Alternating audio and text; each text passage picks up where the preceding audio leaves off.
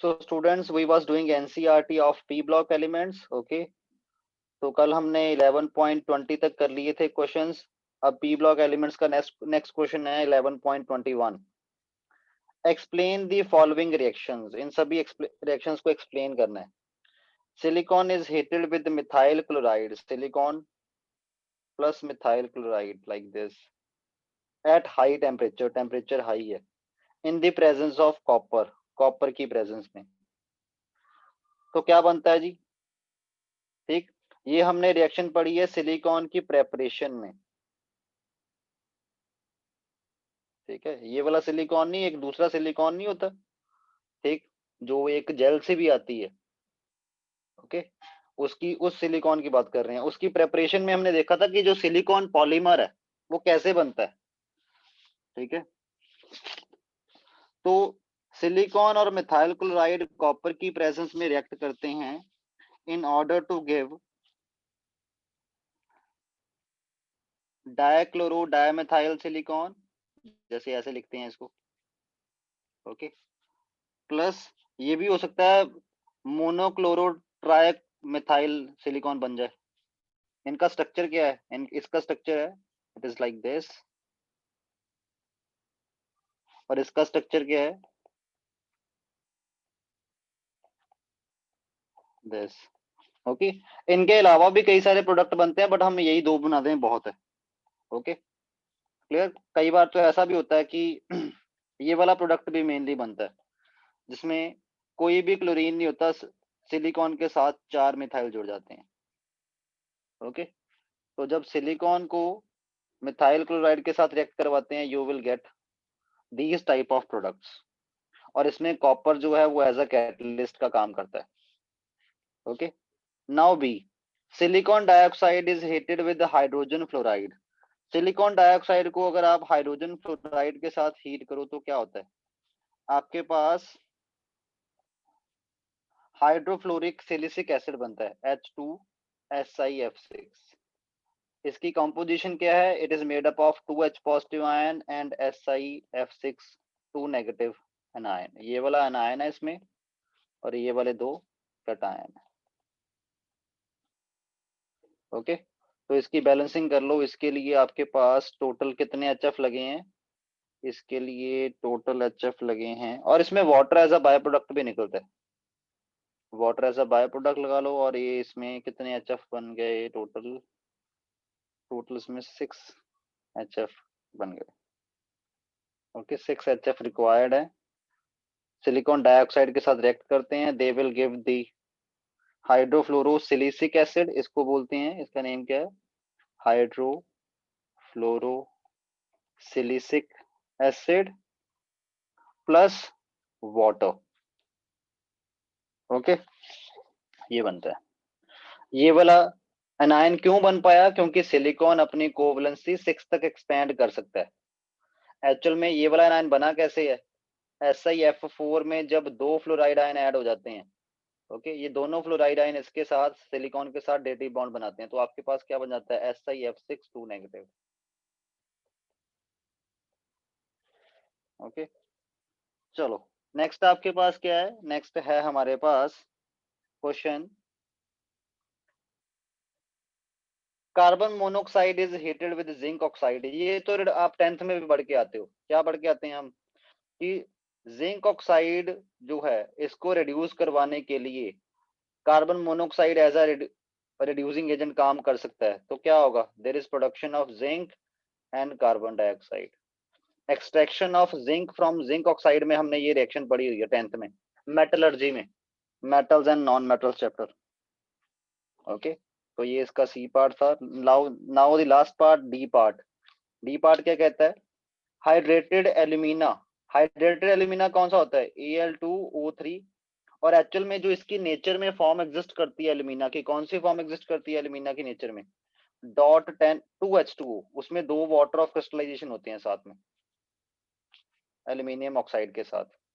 Hydrated alumina is treated with aqueous NaOH solution. ठीक है.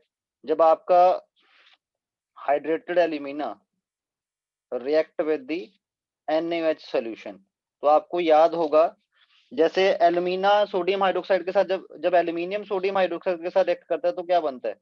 There is production of sodium aluminate plus hydrogen gas ना। इसके case में क्या होगा, ये एज अ बेस एक्ट करेगा, क्योंकि आपको पता है एल्यूमिनियम के ऑक्साइड जो होते हैं वो एम्फोटेरिक नेचर के होते हैं। सॉरी, ये एज अ एसिड एक्ट करेगा, ये एज अ बेस एक्ट करेगा, तो सॉल्ट बनेगा प्लस वाटर।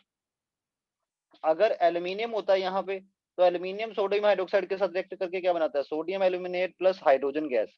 बट यहाँ पे आपका एल्यूमिनियम ऑक्साइड है, इसलिए वो बेस के साथ रिएक्ट करके, ये एम्फोटेरिक है, इसका नेचर एम्फोटेरिक होता है, तो इसलिए यहाँ पे ये एसिड की तरह बिहेव कर रहा है। क्योंकि बेस की प्रेजेंस में एज एसिड की तरह बिहेव करेंगे, there is production of sodium aluminate plus water. यही होता है ना, acid plus base will give salt and water. This is salt and this is water. Okay, चलो, इसका नेम क्या है? इसका नेम है सोडियम। इसको मेटा एल्यूमिनेट भी बोल देते हैं, एल्यूमिनेट भी बोल देते हैं, सोडियम मेटा एल्यूमिनेट भी बोल देते हैं, लाइक दिस। और इसकी कॉम्पोजिशन क्या है? अगर मैं इसकी कॉम्पोजिशन की बात करूं, it is made up of sodium ion and aluminate, Meta aluminate anion, like this. Okay, चलो।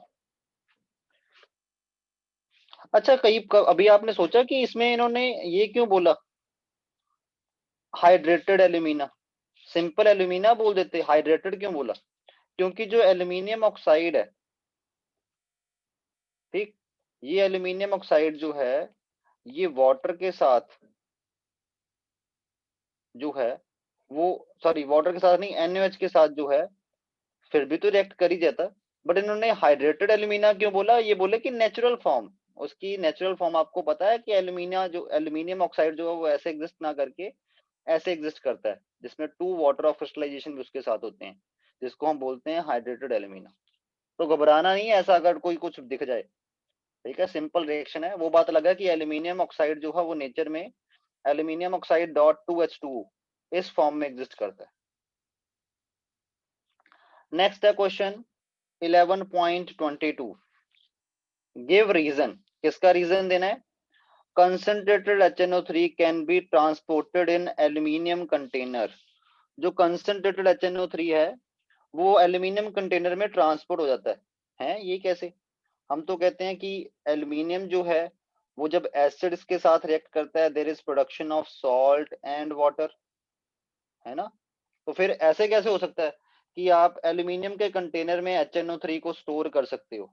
ट्रांसपोर्टेड का मतलब ये है कि HNO3 को स्टोर कर सकते हो। HNO3 भी एक एसिड ही है, तो how is it possible? Reaction नहीं होती होगी। अगर कोई ऐसा कंटेनर है जिसके साथ एल्यूमिनियम रिएक्ट कर जाता है, तो उसमें थोड़ी ना स्टोर करेंगे उस पर्टिकुलर एसिड को। ओके, बट यहाँ पे ये कह रहे हैं नहीं जी, कंसंट्रेटेड HNO3 को स्टोर कर लिया जाता है एल्यूमिनियम में, एल्यूमिनियम के कंटेनर में। ऐसा क्यों? वाई? उसका रीजन है HNO3 का ऑक्सीडाइजिंग नेचर। अच्छा, HNO3 का ऑक्सीडाइजिंग नेचर है इसका रीजन। वो कैसे जी, हाउ?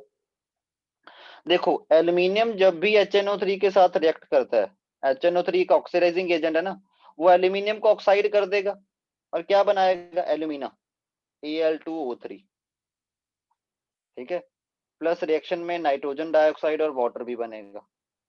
ओके, इसको बैलेंस कर लेते हैं, यहाँ पे 2 और 6 आना है, ठीक। तो आपके पास ये रिएक्शन होती है। और हमें पता है कि अगर एल्यूमिनियम है, हम हमारे घरों में भी तो एल्यूमिनियम यूज होता ही है, डोर्स में, खिड़कियों में, विंडोज वगैरह में यूज करते ही हैं हम एल्यूमिनियम, कई सारे ऑब्जेक्ट यूज करते हैं एल्यूमिनियम के। तो एल्यूमिनियम के ऊपर अगर एक बार एल्यूमिनियम ऑक्साइड की लेयर बन गई, तो वो लेयर एक स्ट्रॉन्ग लेयर होती है जो कि अंदर वाले एल्यूमिनियम को रिएक्ट नहीं करने देती। तो अगर आप HNO3 को स्टोर करते हो एल्यूमिनियम के कंटेनर में, मान लो इसमें HNO3 है बीच में और ये रहा एल्यूमिनियम का कंटेनर, तो होता क्या है, एल्यूमिनियम का कंटेनर HNO3 के साथ रिएक्ट करके एल्यूमिना की लेयर बना लेता है, और उस लेयर की वजह से जो उससे उसके बाद वाला एल्यूमिनियम है वो फर्दर प्रोटेक्ट हो जाता है, ठीक है। जिसकी वजह से क्या होता है, जिसकी वजह से आपका जो HNO3 है वो फर्दर एल्यूमिनियम के साथ रिएक्ट नहीं करता। इसलिए ये जो पैसिवनेस आ रही है एल्यूमिनियम ऑक्साइड की लेयर की वजह से, उस पैसिवनेस की वजह से आप क्या करते हो, एल्यूमिनियम के कंटेनर में HNO3 को स्टोर कर सकते हो, बट कोई और एसिड नहीं स्टोर कर सकते आप। HNO3 तो इसलिए स्टोर कर पाए क्योंकि HNO3 एक ऑक्सीडाइजिंग एजेंट भी है, ये एसिड होने के साथ साथ एक ऑक्सीडाइजिंग एजेंट भी है, जो कि एल्यूमिनियम को ऑक्साइड करके एल्यूमिनियम ऑक्साइड में कन्वर्ट कर देगा। अगर मैं HCl की बात करूं, वो नहीं ना ऐसा करेगा, वो तो क्या करेगा, aluminium react with HCl will give aluminium chloride plus water. ठीक है, तब तो बात ही खत्म हो गई ना, यहाँ पे देखो, प्लस हाइड्रोजन गैस, सॉरी। तो तब तो आपके पास ये सॉल्ट बन गया, ये थोड़ी ना, इसकी थोड़ी ना लेयर बनती है, पैसिव लेयर। ओके, तो इसलिए सिर्फ in case of concentrated nitric acid. Now next, a mixture of dilute NaOH and aluminium pieces is used to open drain। जैसे मैं कई बार एग्जांपल दे चुका हूं कि ये ड्रेन एक्स में यूज होता है, क्यों, क्योंकि aluminium plus NaOH in the presence of water, whenever they react, they are going to produce sodium aluminate, okay, plus hydrogen. हालांकि ये फर्दर रिएक्ट कर जाता है, जैसे मैं बताता हूँ, ये फर्दर रिएक्ट करके क्या बन जाता है, सोडियम एल्यूमिनियम हाइड्रोक्साइड, ये बन जाता है, और हाइड्रोजन गैस। और ये जो हाइड्रोजन गैस बनती है, ये हाई प्रेशर के साथ रिलीज होती है। जब हाई प्रेशर के साथ रिलीज होती है तो क्या होता है, जितनी भी ब्लॉकेज होती है ड्रेन पाइप में, जैसे मान लो ये ड्रेन पाइप में ब्लॉकेज है, प्रेशर से हाइड्रोजन गैस आएगी, वो इसको पुश कर देगी और खुल जाएगी आपकी ड्रेन। ओके, उसके बाद आपके पास नेक्स्ट क्या है, graphite is used as lubricant. Graphite का अगर स्ट्रक्चर दोबारा से एक्सप्लेन करूं मैं, तो ग्रेफाइट के केस में आपके पास लेयर्स बनी होती हैं। ये जो लेयर्स हैं ये एक दूसरे के ऊपर स्लिप कर सकती हैं, जिसकी वजह से क्या होता है, आपका जो ग्रेफाइट है उसकी लेयर्स एक दूसरे पे स्लिप कर जाती हैं, और वही इसी स्लिपी नेचर की वजह से ये जो सरफेसेस अपने एक दूसरे के ऊपर स्लिप कर रही हैं, graphite as a lubricant use होता है। Now third, diamond is used as a abrasive. Diamond को एज अ एब्रेसिव यूज करते हैं क्योंकि diamond is very very hard.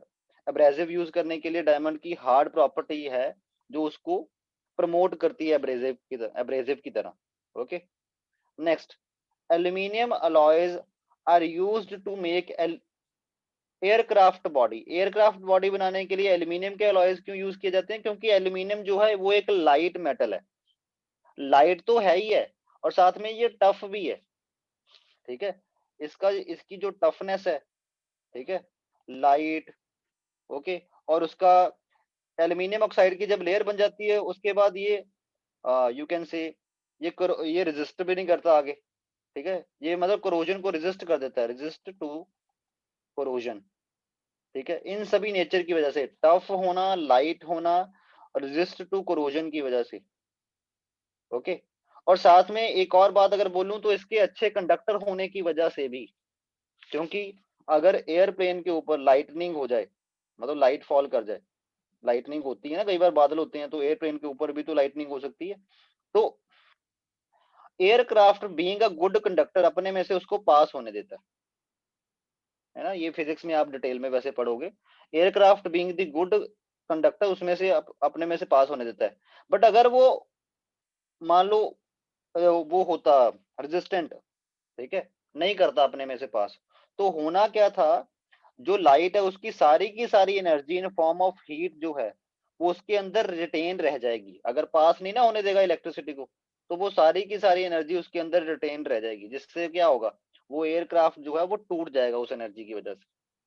ठीक है, तो इसका जो गुड कंडक्टर होना is also a plus point to make it a aircraft body, make its use as a aircraft body. Okay, हालांकि ये डायरेक्ट यूज नहीं होता, इसके अलॉयज वगैरह बना के यूज किए जाते हैं। ओके, उसके बाद sixth, aluminium utensils should not be kept in the water overnight. ठीक है, जो एल्यूमिनियम यूटेंसिल्स है उन उन बर्तनों में आप पानी ना रखो, या पानी में एल्यूमिनियम के यूटेंसिल्स ना रखो। क्यों, क्योंकि एक्चुअल में होता क्या है, जो एल्यूमिनियम है वो वाटर के साथ और वाटर में घुली ऑक्सीजन के साथ रिएक्ट करके क्या बनाता है, aluminium oxide and hydrogen. Okay, थोड़ा बहुत एल्यूमिनियम ऑक्साइड भी अगर वाटर में रह गया, जो वाटर आपने बाद में ड्रिंकिंग पर्पसेस के लिए यूज करना है, और जो ये एल्यूमिनियम क्या है ना, हमारी बॉडी में एल्यूमिनियम नहीं होता, हमारी बॉडी को ना ही एल्यूमिनियम चाहिए होता है। थोड़ा बहुत बिल्कुल फ्यू अमाउंट होता हो बाय नेचर, वो उसका पता अब मेरे को अभी दिमाग में है नहीं, ठीक है। वैसे एल्यूमिनियम हमारी हमारी बॉडी को कहीं भी काम में नहीं आता। कोई भी एंजाइम, कोई भी टिश्यू, कोई भी मैकेनिज्म ऐसा नहीं है जिसमें एल्यूमिनियम का काम हो। तो ये वाला एल्यूमिनियम जो है, एल्यूमिनियम प्लस 3 आयन, जो कि वाटर में प्रेजेंट होगा, अगर आपने इसको ड्रिंक कर लिया, ये तो आपके ब्लड में चला जाएगा ना, आपकी बॉडी के अंदर चला जाएगा। और even few amount of aluminium plus 3 ion भी लेने से आपको बहुत ज्यादा हार्म हो सकता है। सो दैट्स वाई हम एल्यूमिनियम के यूटेंसिल्स में ना तो पानी रख के पीते हैं, ना ही उनको हम वाटर में केप्ट करेंगे ओवरनाइट। नेक्स्ट है, aluminium wire is used to make transmission cables. Transmission cable बनाने के लिए जो एल्यूमिनियम वायर हैं वो यूज करी जाती हैं। क्यों?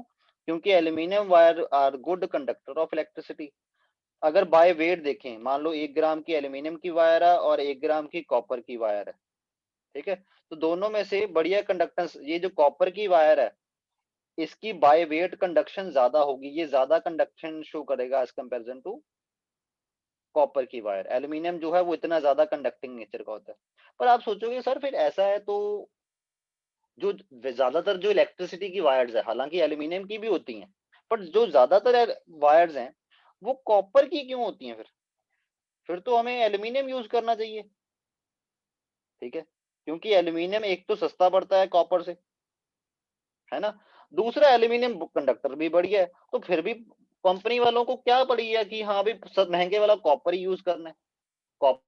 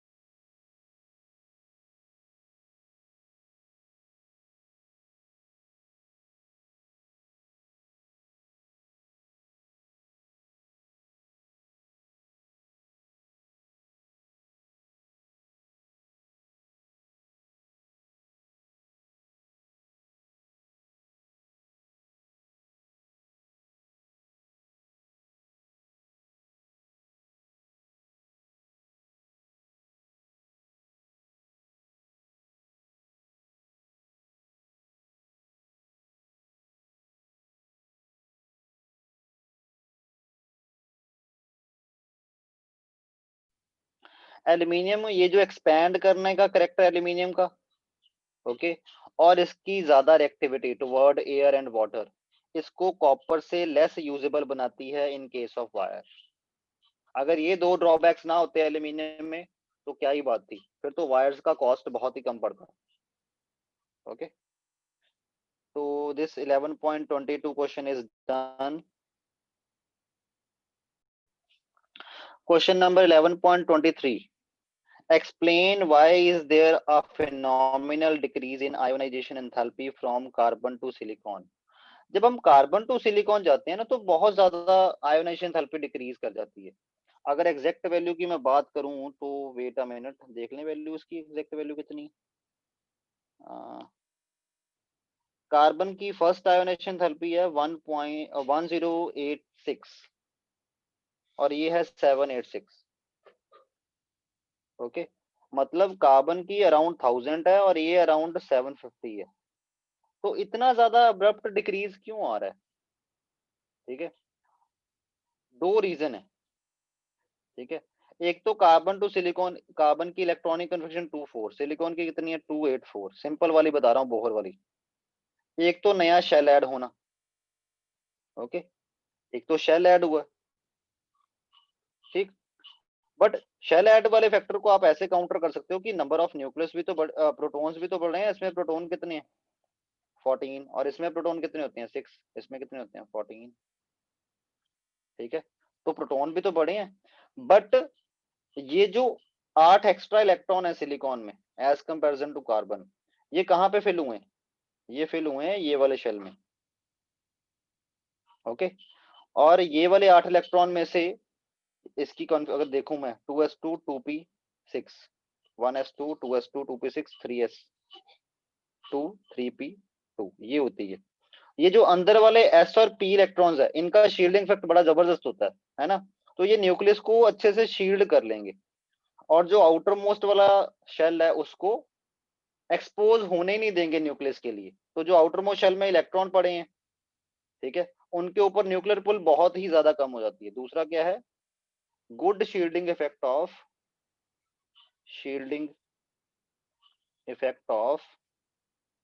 Inner s and p electrons which decrease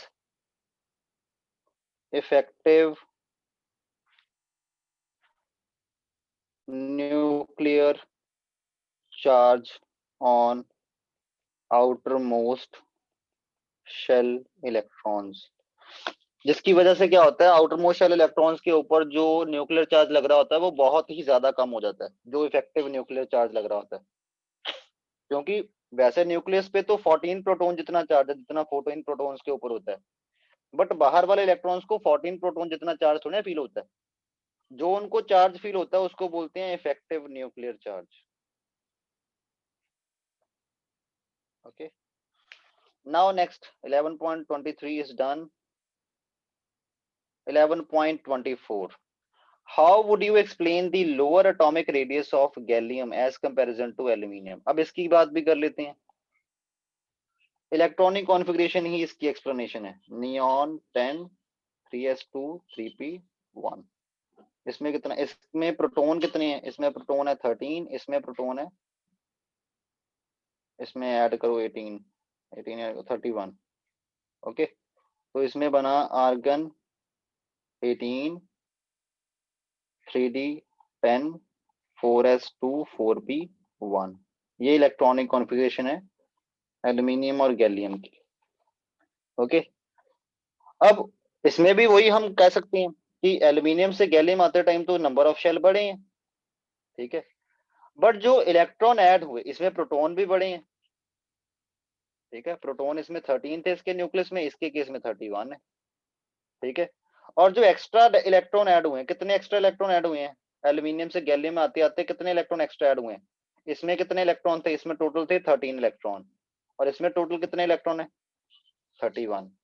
31 में से जो 10 एक्स्ट्रा इलेक्ट्रॉन ऐड हुए हैं, 18 इलेक्ट्रॉन ऐड हुए ना एक्स्ट्रा, 13 से 18 ऐड करो तब 31 बनते हैं। 18 में से जो 10 इलेक्ट्रॉन ऐड हुए हैं वो 3D में ऐड हुए हैं। 3D electrons have poor, very poor shielding effect। ये जो पुअर शील्डिंग इफेक्ट है उसकी वजह से क्या होगा,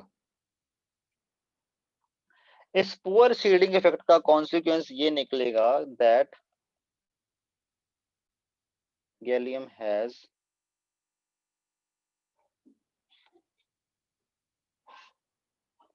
has less size because outermost shell electrons feel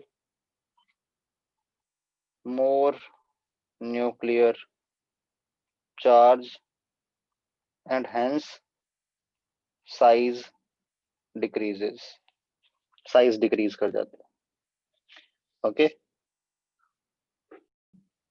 question number 11.25, What are allotropes?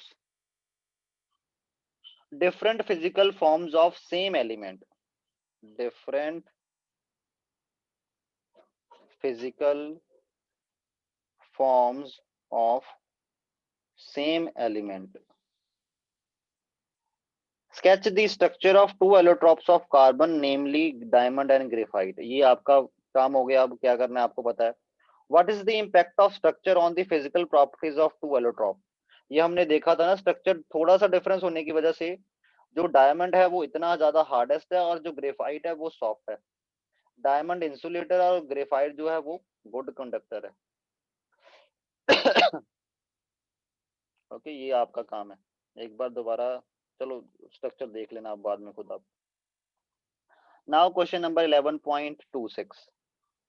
Classify the following oxides as neutral, acidic, basic and amphoteric. इनमें से कौन कौन से ऑक्साइड हैं जो न्यूट्रल हैं. सबसे पहले अगर न्यूट्रल की बात करें, न्यूट्रल आपके पास कौन सा ऑक्साइड है, कार्बन मोनोऑक्साइड. ओके. एसिडिक की बात कर लेते हैं. एसिडिक का मतलब कौन से होते हैं, वो वाले ऑक्साइड जिन ऑक्साइड्स को वाटर में डिसॉल्व करने पे अगर एसिड सॉल्यूशन बने, ठीक है, मतलब पीएच लेस देन 7 हो जाए at 25 degree Celsius, then that oxide will be called as the acidic oxide. और कौन कौन से ऑक्साइड हैं जो एसिडिक हैं. बोरोन के ऑक्साइड एसिडिक होते हैं. ओके. सिलिकॉन का ऑक्साइड एसिडिक है. और आपका कार्बन डाइऑक्साइड नहीं है, नहीं, इसमें कार्बन डाइऑक्साइड है, ये रहा, कार्बन डाइऑक्साइड एसिडिक है. ओके. क्योंकि ये जितने भी हैं, जैसे अगर मैं बात करूं B2O3 की, जब इसको वाटर में डिसॉल्व करते हो तो आपके पास क्या बनता है, H3BO3, बोरिक एसिड. ओके. तो ये एसिड हुआ ना, ये एसिड है. सिलिकॉन डाइऑक्साइड जब इसको वाटर में डिसॉल्व करते हैं तो ये बनाता है सिलिसिक एसिड, H4SiO4, ये बनाता है silicic acid. Okay. Carbon dioxide को वाटर में डिसॉल्व करो तो ये क्या बनाता है, ये बनाता है कार्बोनिक एसिड, H2CO3. ओके. अब बात करते हैं बेसिक ऑक्साइड्स की. इन ऑक्साइड्स में से बेसिक कौन है. मेटल्स के ऑक्साइड बेसिक नेचर के होते हैं. ओके. और इनमें से मेटालिक कैरेक्टर सबसे ज्यादा किसका, थैलियम का. Thallium oxide is basic. और बचे एम्फोटेरिक. एम्फोटेरिक क्या है, जिनका अपना कोई नेचर नहीं है, एसिड के सामने बेस, बेस के सामने एसिड. एल्यूमिनियम का ऑक्साइड और लेड का ऑक्साइड, ये क्या होगा, they will be amphoteric in nature. तो ये आपके पास these are the four types of oxides. Out of these, write suitable chemical equation to show their nature. इन सभी का नेचर शो करने के लिए आपको सुटेबल केमिकल इक्वेशन रिएक्शंस देनी है. जैसे बोरोन के लिए तो हमने दे ही दी. ओके. बोरोन, ये बोरोन के ऑक्साइड के लिए दे दी, ठीक है. सिलिकॉन के ऑक्साइड के लिए दे दी. और आपके पास कार्बन के ऑक्साइड के लिए दे दी. ओके. या आप इनकी ऐसे भी कर सकते हो, इनकी एसिड बेस रिएक्शन दिखा दो. जैसे ये एसिडिक नेचर के हैं तो इनका बेस के साथ कैसे रिएक्शन होता है वो दिखा दो. जैसे अगर मैं बात करूं एसिडिक ऑक्साइड्स की, बोरोन का ऑक्साइड एसिडिक नेचर का था ना, तो जब ये रिएक्ट करेगा बेस के साथ, मान लो बेस है NaOH, तो क्या बनाएगा, sodium metaborate plus water. Okay. उसके बाद सिलिका, ये एसिडिक नेचर का है, तो ये भी अगर NaOH के साथ रिएक्ट कर जाए तो क्या बनाता है, sodium silicate plus water. Similarly carbon dioxide, carbon dioxide अगर सोडियम हाइड्रोक्साइड के साथ रिएक्ट कर जाए तो क्या बनाता है, ये बनाता है sodium carbonate plus water. Okay. तो इट मींस अगर ये बेस के साथ रिएक्ट करते time as a acid behave कर रहे हैं, तभी तो सॉल्ट और वाटर बन रहा है. सॉल्ट और वाटर कब बनता है, whenever acid react with base then you will get salt and water. It means these are behaving like a acids, these all are behaving like acids. Okay. उसके बाद एम्फोटेरिक नेचर. एम्फोटेरिक नेचर की evidence का क्या होगी, जो अगर ये acid के सामने आएगा तो बेस, बेस के सामने आएगा तो एसिड. जैसे एल्यूमिनियम ऑक्साइड अगर ये एसिड के सामने आ जाए, HCl के सामने, तो होता क्या है, ये बनाता है aluminium chloride plus water, like this. Okay. इसको बैलेंस आप खुद करते रहना अब. ओके. ये आपका डिपार्टमेंट हो गया. ओके. तो aluminium chloride and water. But जब एल्यूमिनियम ऑक्साइड जो है वो आपका बेस के सामने आ जाए, सोडियम हाइड्रोक्साइड के सामने आ जाए, ठीक है, तो आपके पास क्या बनता है, सोडियम एल्यूमिनेट प्लस वाटर। यहाँ पे हालांकि वाटर भी बैलेंसिंग के टाइम लेना होता है। Okay clear. सिमिलरली लेड के टाइम पे क्या होता है, लेड, एक मिनट पेज ऐड करने दो। जो लेड का ऑक्साइड है, जब ये HCl के साथ रिएक्ट करता है तो क्या बनाता है, लेड क्लोराइड प्लस वाटर। और जो लेड ऑक्साइड है, जब ये NaOH के साथ रिएक्ट करता है, okay, on reacting with NaOH it is going to produce sodium plumbate. इसका नेम है Na2PbO3, सोडियम प्लम्बेट। ये सॉल्ट होता है। It is made up of PbO3, 2 negative ion and 2 Na positive ion, okay, plus water. Got it. और उसके बाद ये जो थैलियम का ऑक्साइड है, ये एसिडिक नेचर का कैसे, ये बेसिक नेचर का कैसे हुआ? थैलियम का ऑक्साइड बेसिक नेचर का, इट मींस जब ये एसिड के साथ रिएक्ट करता है तो एक्चुअल में होता क्या है, it is going to form thallium trichloride plus water. But अगर आपने थोड़ा सा भी हीट कर दिया तो ये थैलियम क्लोराइड में कन्वर्ट हो जाएगा, क्योंकि थैलियम जो है वो अपनी +1 स्टेट में ज्यादा स्टेबल होता है एज कंपेरिजन टू +3।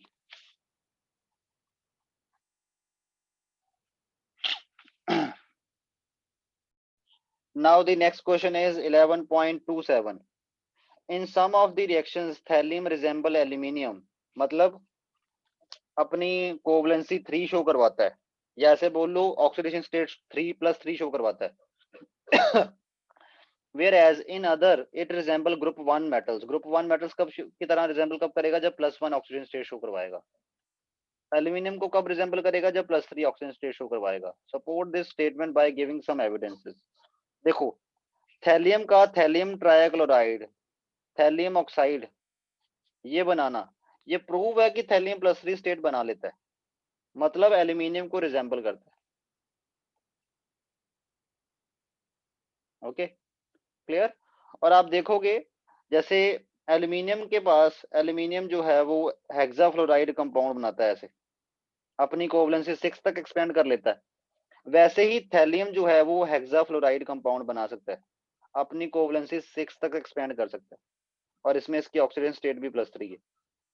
ठीक है, तो ये होगी एल्यूमिनियम के साथ रिजेंबलेंस। अब एल्कली मेटल्स के साथ रिजेंबलेंस देख लेते हैं। थैलियम का ये वाला ऑक्साइड भी बन जाता है Cl2O, जिसमें थैलियम +1 स्टेट में है। थैलियम का मोनोक्लोराइड भी बन जाता है। Okay clear. तो ये जो है जिसमें ये +1 स्टेट शो कर रहा है, जैसे सोडियम क्लोराइड बनाता है ना, इसमें सोडियम +1 स्टेट शो करता है, तो अल्कली मेटल्स +1 स्टेट शो करते हैं और थैलियम भी +1 स्टेट शो करता है। तो इसका मतलब क्या है कि जो आपका थैलियम है वो अब यहाँ पे +1 स्टेट शो कर रहा है, तो वो किसको रिजेंबल कर रहा है, वो अल्कली मेटल्स जैसा बिहेव कर रहा है। और ये जो थैलियम का ऑक्साइड ये है भी किस नेचर का, ये बेसिक नेचर का है। और अगर मैं सोडियम के ऑक्साइड की बात करूं, ये भी किस नेचर के होते हैं, ये भी बेसिक नेचर के होते हैं। ओके, तो ये कुछ एक रिजेंबलेंस होगी थैलियम की विद ग्रुप 1। ओके चलो नेक्स्ट है 11.28। when the metal X is treated with sodium hydroxide a white precipitate A is obtained। X को जब सोडियम हाइड्रोक्साइड के साथ आपने रिएक्ट करवाया तो आपके पास प्रेसिपिटेट बने व्हाइट A के, which is soluble in excess of NaOH। ये excess of NaOH में soluble है, soluble। ओके चलो उसके बाद तो गिव सॉल्युबल कॉम्प्लेक्स बी। इसके बाद ये क्या बनेगा, इससे बनता है B. Compound A is soluble in dilute HCl। ये जो ए है ये सॉल्युबल है डाइल्यूट HCl में। ओके डाइल्यूट HCl में सॉल्युबल है। और ये बनाता क्या है फिर, compound to form compound C, उससे ये कंपाउंड सी बनाता है।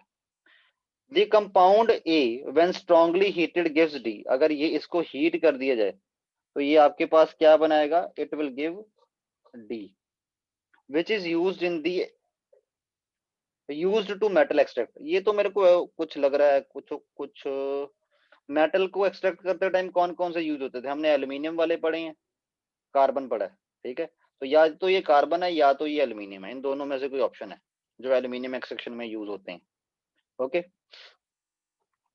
तो इसके केस में मेरे को कार्बन तो ये लग नहीं रहा, क्योंकि कार्बन बेस और एसिड दोनों के साथ रिएक्ट नहीं करेगा, है ना, क्योंकि वो कार्बन तो लगभग इनर्ट सा हो जाता है ना, क्योंकि इसकी वैलेंसी 4 है।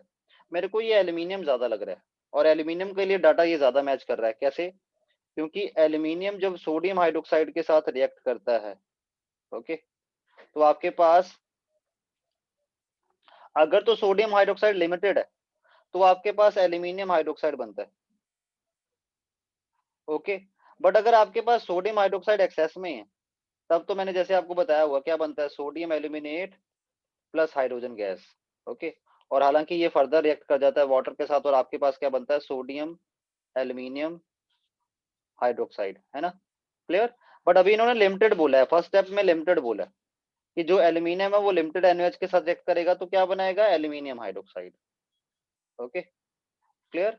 उसके बाद अगर मैं बात करूं, ये एल्यूमिनियम हाइड्रोक्साइड जो है, ये इसकी सॉल्युबिलिटी कम होती है। हमने इक्विलिब्रियम में देखा था चार्ट में, इसकी सॉल्युबिलिटी की वैल्यू बहुत लो थी एल्यूमिनियम हाइड्रोक्साइड की, जिसकी वजह से ये प्रेसिपिटेट आउट हो सकता है व्हाइट प्रेसिपिटेट की फॉर्म में। बट हाँ, अगर NaOH एक्सेस में हो तो होता क्या है, जैसे ही एल्यूमिनियम हाइड्रोक्साइड बनता है, ठीक है, अगर एक्सेस में एल्यूमिनियम, आपके पास सोडियम हाइड्रोक्साइड है, जैसे ही ये बनता है तो आपके पास सोडियम एल्यूमिनेट बन जाता है, ठीक है। सोडियम एल्यूमिनेट ना सही तो आप ये मान लो कि सोडियम एल्यूमिनियम हाइड्रोक्साइड बन जाता है, ये बोल दो लाइक दिस, ठीक है। और ये वाला कॉम्प्लेक्स जो है वो सॉल्युबल होता है, ये जो एल्यूमिनियम हाइड्रोक्साइड है ये इनसॉल्युबल होता है वाटर में, इसकी सॉल्युबिलिटी कम होती है वाटर में। बट ये जो सोडियम एल्यूमिनियम हाइड्रोक्साइड बन रहा है, टेट्रा हाइड्रोक्साइड बन रहा है ये वाला कॉम्प्लेक्स, ठीक है, इसकी सॉल्युबिलिटी ज्यादा होती है वाटर में, जिसकी वजह से जैसे ही ये बनता है ये डिसॉल्व हो जाता है, ओके, क्लियर। तो इट मींस जो बी है, बी ये है जो उन्होंने बोला ना NaOH डालने पे दोबारा सॉल्युबल हो गया, ये बी क्या है, बी इसलिए ये है सोडियम एल्यूमिनियम टेट्रा हाइड्रोक्साइड, जिसकी वजह से वो सॉल्युबल हुआ है। और ए ये है जिसकी व्हाइट प्रेसिपिटेट की ये बात कर रहे हैं, ठीक है। अब सी क्या होगा, उन्होंने बोला जब ए में HCl डालते हैं तो सी बनता है। अब ए क्या है, एल्यूमिनियम हाइड्रोक्साइड जो कि एक बेस है, उसमें HCl डालोगे तो क्या बनेगा, एल्यूमिनियम क्लोराइड बनेगा प्लस वाटर। तो आपके पास जो सी है वो क्या है, वो एल्यूमिनियम क्लोराइड है, ओके। उसके बाद ए को अगर हीट करो तो डी बनता है, ए क्या है अभी हमने पता लगा लिया हुआ है, एल्यूमिनियम हाइड्रोक्साइड, ओके। इसको अगर आप हीट करोगे तो आपके पास क्या बनता है, आपके पास बनता है एल्यूमिनियम ऑक्साइड, ओके। और ये जो एल्यूमिनियम ऑक्साइड है, ठीक, यही तो एक्सट्रैक्शन ऑफ मेटल्स में यूज होता था, ठीक है। जो एल्यूमिनियम का ऑक्साइड है वो एक्सट्रैक्शन ऑफ मेटल में यूज होता है as a reducing agent, okay. तो इसलिए यहाँ पे ये डी हो गया, ठीक। तो आपका निकल गया ABCD।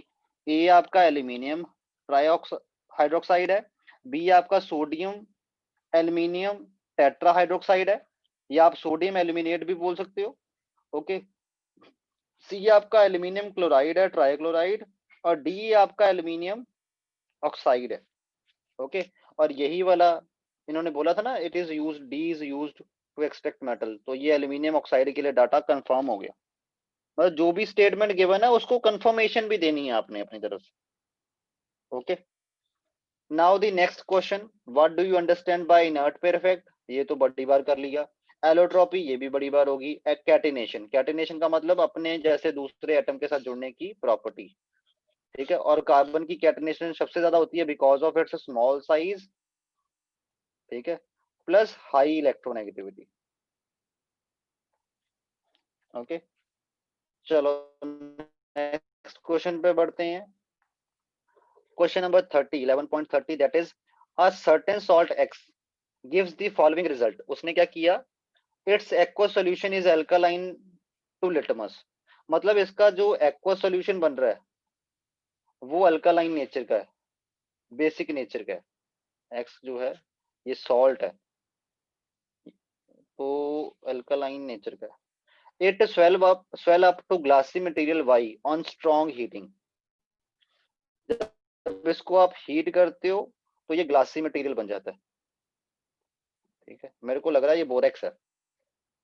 When concentrated H2SO4 is added to the hot solution of X, X के जो hot solution के ऊपर concentrated H2SO4 डाला जाए, ठीक है, white crystal of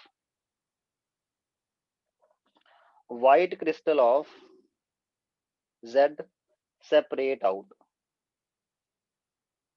Z के white crystal separate out हो जाते हैं। ठीक है, तो बताओ जी क्या है। देखो ये सारा डाटा मेरे को ना बोरेक्स का लग रहा है, क्योंकि बोरेक्स का फॉर्मूला क्या था, Na2B4O7.10H2O। हमें पता है कि जब हम इसको हीट करते हैं, ठीक, हीट करने पे ये ग्लासी मटेरियल कैसे बनाता है, ये वाला डाटा हमने आपको याद है। इसमें सोडियम पहले ये अपना वाटर ऑफ क्रिस्टलाइजेशन लूज कर देता है, उसके बाद फर्दर हीट करोगे तो सोडियम मेटाबोरेट बनाता है प्लस बोरिक एसिड बनाता है, ग्लासी बीड। इन दोनों को मिलके बनता है ना ग्लासी बीड। ओके, उसके बाद जब इसको वाटर में डिसॉल्व किया जाता है तो आपका ये अल्कलाइन नेचर का कैसे है, देखो जब इसको वाटर में डिसॉल्व किया जाता है ना, Na2B4O7, इसका मैं 10H2O नहीं लिखा था क्योंकि ये डिसॉल्व होके तो वाटर में मिल जाना है। तो इससे क्या बनता है आपके पास, इससे बनता है सोडियम हाइड्रोक्साइड प्लस H2, ये जो सोडियम निकल जाता है ये बच जाता है B4O7, 2 नेगेटिव आयन बच जाता है जिसके साथ 2 पॉजिटिव आयन जुड़ जाते हैं। ये एक वीक एसिड है और ये स्ट्रॉन्ग बेस है। तो स्ट्रॉन्ग बेस और वीक एसिड का जो मिक्सचर है उसका ओवरऑल नेचर क्या होता है, वो बेसिक ही नेचर का होता है ओवरऑल। ठीक है, तो इट मींस ये तो बेस है, तो ये भी बात डाटा इसमें फिट बैठता है। ठीक, एक्स जो है ये सोडियम, ये जो है बोरेक्स एक्स, सोडियम बोल रहा हूँ, Na2B4O7.10H2O है, that is borax, borax. Okay, but ये लास्ट पॉइंट नहीं समझ लगा ये कि एक्स, जब बोरेक्स को में H2SO4 मिलाते हो तो Z सेपरेट आउट हो जाता है, क्या सेपरेट आउट होता है, वेट, जब बोरेक्स में Na2B4O7.10H2O में आप H2SO4 डालते हो तो आपके पास Z बन जाता है। ठीक है, ये आपके पास बनता है, इसकी रिएक्शन देखनी पड़ेगी, आप वेट अ मिनट, इसमें बनता है boric acid, okay, plus sodium sulphate plus 5H2O। और ये जो बोरिक एसिड है ये as a white precipitate appear होता है, इसके वाइट प्रेसिपिटेट होते हैं तब। ठीक है, क्योंकि इसकी वाटर में सॉल्युबिलिटी कम है तो ये प्रेसिपिटेट आउट होना शुरू हो जाता है।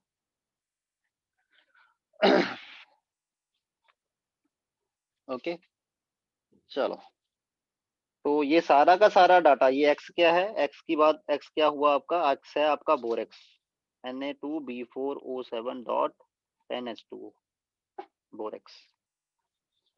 Now the next question, balance, right the balanced equation for this this this, ये आपने बैलेंस इक्वेशन देख लेनी है, आपको अब बड़ी इक्वेशंस करवा दी, वो ये आपका काम है। 11.32 ये भी इजी है, give one method for the industrial preparation and one for the laboratory preparation of carbon monoxide and carbon dioxide. Okay, उसके बाद ये एमसीक्यूज शुरू हो जाते हैं। N aqua solution of borax, borax का एक्वा सोल्यूशन किस नेचर का होता है, बेसिक नेचर का होता है। ओके, क्योंकि अभी हमने देखा बोरेक्स की वजह से क्या बनता है, सोडियम हाइड्रोक्साइड बनता है और वीक बेस बनता है, वीक एसिड बनता है, दैट इज H2B4O7। ये वीक एसिड है, ये स्ट्रॉन्ग बेस है, तो ओवरऑल नेचर कौन सा होगा, बेसिक।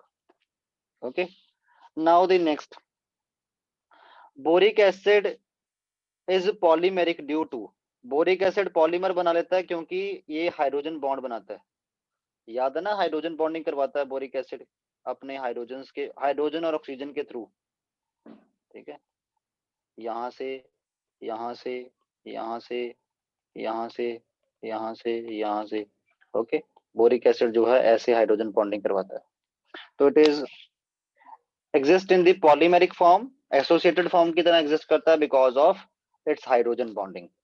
उसके बाद the type of hybridisation of boron in diborane, diborane में हाइब्रिडाइजेशन क्या होती है बोरोन की, डायबोरेन में आपके पास जो है बनाना बॉन्ड बन जाता है ना, बनाना बॉन्ड की वजह से हर बोरोन के 4 बॉन्ड हो जाते हैं। ठीक, तो हर बोरोन के 4 बॉन्ड जब हो जाएंगे तो कौन सी हाइब्रिडेशन होगी, sp3। वो बनाना बॉन्ड, एक बनाना बॉन्ड होता है, बट उसको भी आप सिंपल सिग्मा बॉन्ड की तरह कंसिडर करोगे तो बोरोन के टोटल, दोनों बोरोन्स के, like this, wait a minute, ये है, तो दोनों बोरोन्स की जो हाइब्रिडेशन है वो sp3 मानी जाएगी, क्योंकि उनके 4 सिग्मा बॉन्ड काउंट होंगे। Okay, next 11.36, thermodynamically the most stable form of carbon is, इसका तो अभी हमने पढ़ा था, ग्रेफाइट। इसकी एंथैल्पी ऑफ फॉर्मेशन हम 0 मान के चलते हैं, ठीक है। डायमंड की भी पॉजिटिव होती है, फुलरीन की भी पॉजिटिव होती है। डायमंड की अराउंड 2 होती है, इसकी 38 के अराउंड होती है किलो जूल पर मोल एंथैल्पी ऑफ फॉर्मेशन। और एंथैल्पी ऑफ फॉर्मेशन 0 हम किसकी मानते थे, जो नेचर में सबसे स्टेबल फॉर्म होती है किसी भी एलिमेंट की, उसकी, एलिमेंट की या कंपाउंड की सबसे स्टेबल फॉर्म को हम क्या कहते हैं, कि इसको बनाने की जरूरत नहीं है, बना बनाया मिलता है, तो इसकी एंथैल्पी ऑफ फॉर्मेशन 0 मानते हैं। और कार्बन के तीनों एलोट्रॉप्स में से ग्रेफाइट की एंथैल्पी ऑफ फॉर्मेशन हम 0 मानते हैं, सबसे स्टेबल ग्रेफाइट है। 11.37, elements of group 14 exhibit oxidation state of +4 exhibit oxidation state of +2 and +4, ये बी ऑप्शन, +2 और +4 बनाते हैं। ओके, ये अब यहाँ पे अब आपको कंफ्यूजिंग लग सकता है, डी ऑप्शन भी लग सकता है, बट एक्चुअल में डी ऑप्शन नहीं है। ये बोल रहे हैं ये वाले आयंस बनते हैं। कभी भी +4 वाला कटायन सुना है तुम लोगों ने? नहीं सुना, क्योंकि होता ही नहीं है, बन ही नहीं सकता। 3-4 इलेक्ट्रॉन लूज करने इज बहुत डिफिकल्ट। ओके, हाँ, ऑक्सीडेशन स्टेट हो सकती है। ऑक्सीडेशन स्टेट का मतलब क्या होता है, जैसे यहाँ पे अगर मैं बात करूँ सिलिकॉन, सिलिकॉन की ऑक्सीजन स्टेट +4 है। ऑक्सीडेशन का स्टेट का मतलब होता है विद इन दी मॉलिक्यूल, अगर हम कैलकुलेशन करें ड्यू टू इलेक्ट्रोनेगेटिविटी डिफरेंस, तो सिलिकॉन के ऊपर कितना चार्ज निकलेगा, वो +4 है। बट एक्चुअल में ये नहीं है कि जब ये टूटेगा तो ऐसा ही +4 ऐसा कटायन निकलेगा इसमें से, वो चीज नहीं होगी, क्योंकि +4 वाला कटायन एग्जिस्ट ही नहीं कर सकता, बहुत ज्यादा अनस्टेबल होता है। If the starting material for the manufacturing of silicon is this RSiCl3, write the structure of product form। तो बताओ स्ट्रक्चर ऑफ प्रोडक्ट फॉर्म कैसा होगा, ठीक है। सिलिकॉन में हम करते क्या है, सिलिकॉन प्रेपरेशन में जो आपके पास क्लोरो वाला कंपाउंड होता है सिलिकॉन का, उसकी पहले हाइड्रोलिसिस करवाते हैं, और हाइड्रोलिसिस में सारे के सारे क्लोरीन जो हैं वो रिप्लेस हो जाते हैं OH से। ओके, OH, OH, OH, तो आपके जितने भी n नंबर ऑफ ऐसे मॉलिक्यूल्स थे वो n number of hydroxy form में कन्वर्ट हो गए, ठीक है। और ये वाला जो हाइड्रोक्सी फॉर्म में मॉलिक्यूल है, जैसे मान लो मैं अगर बात करूं, ठीक है, होता क्या है, दूसरा मॉलिक्यूल भी मान लो ऐसा ही है, ठीक है, इससे आगे से आगे ऐसे मॉलिक्यूल आते जा रहे हैं।